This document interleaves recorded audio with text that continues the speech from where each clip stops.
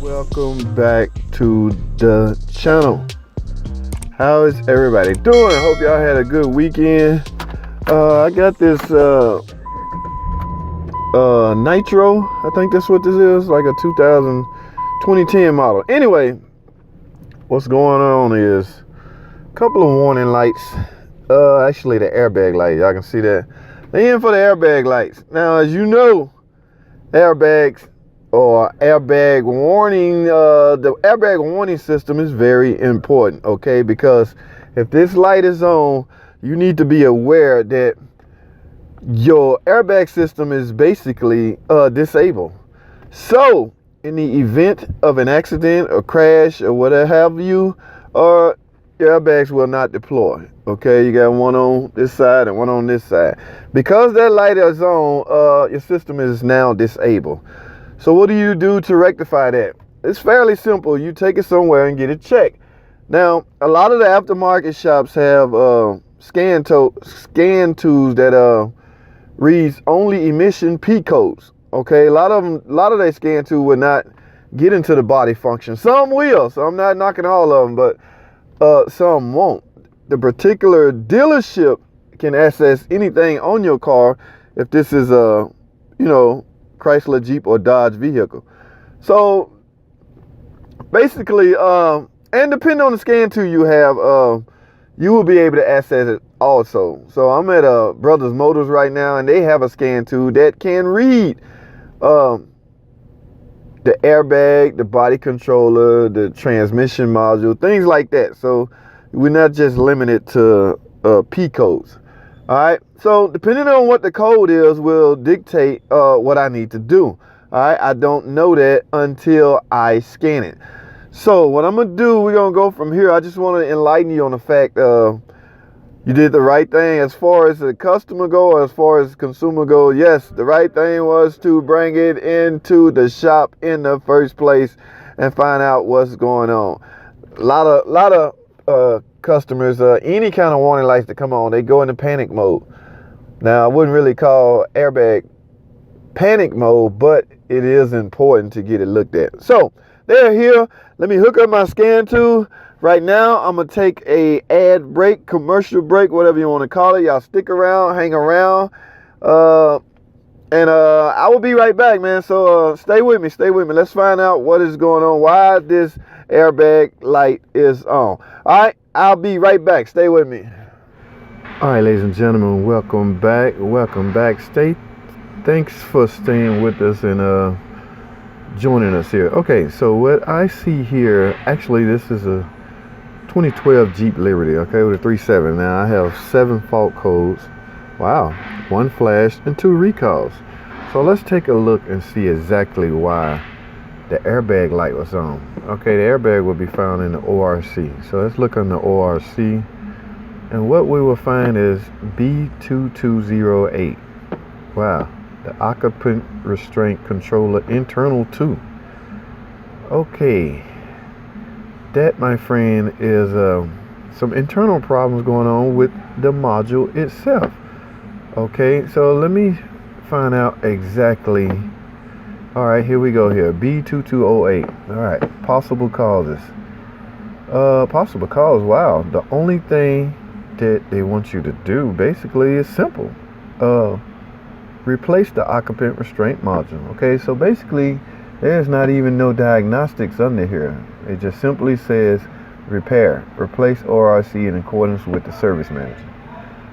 So pretty much if you see this code, you need a module. It's pretty self-explanatory. All right, now let me go over something with you. Why the dealership has the advantage. Okay, let's take a look. Let's go back to this window here.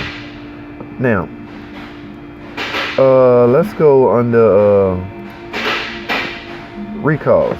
Okay, now that's what I tell you. Most shops you will not see this, and most shops will not bother to tell you this. Okay, there is a couple of incomplete recalls on this car, and one of them happened to be recall N38, which will require you to wow, it's an active head restraint. So some airbag recalls on this car. Here's another one. Let's take a look at this one. All right. Basically, wow. This is one lucky customer, okay? Basically, no parts returned. Basically, doing the recall, Chrysler obligated to give you an occupant restraint module. Okay, so it's likely they found some problems with the module and they want you to check some part numbers. The occupant restraint on about 414,000 of the above vehicles may cause an illuminated airbag warning light, which is exactly the problem she having. Okay, the light is on, and the light is on for internal problem. So according to this recall, the repair, the ORC part number must be inspected and the ORC must be replaced if necessary. Okay, so what I need to do is verify.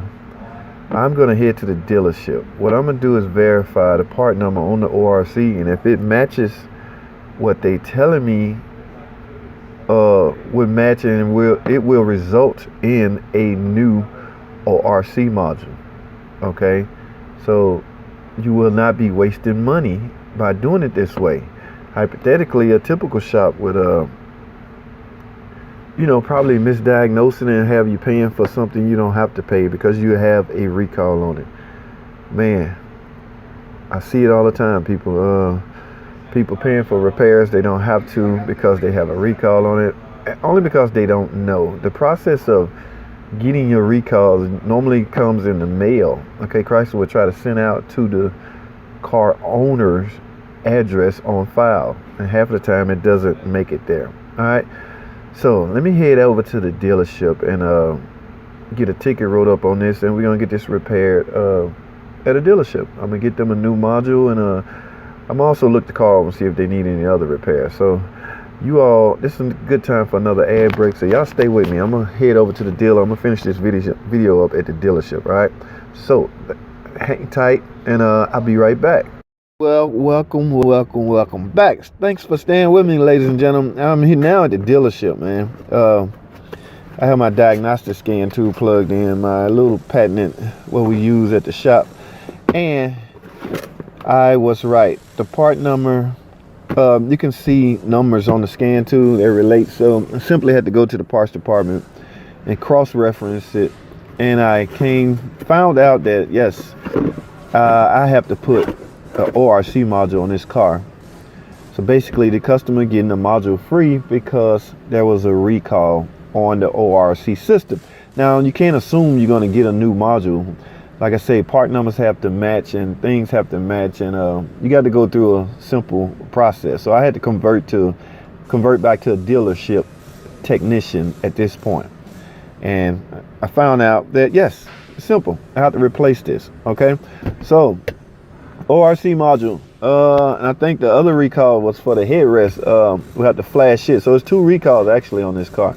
So let me get all this panel and stuff off. I think this whole ORC module is hidden. I think it lives somewhere in here.